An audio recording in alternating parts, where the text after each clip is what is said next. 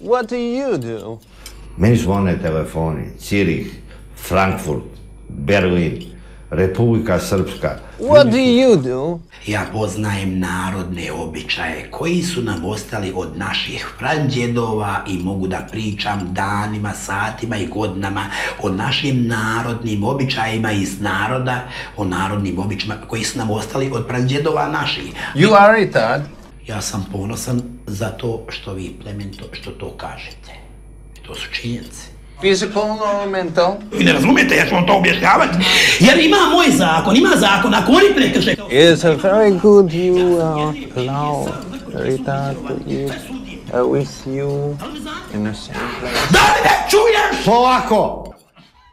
In my country, they would go crazy for these two.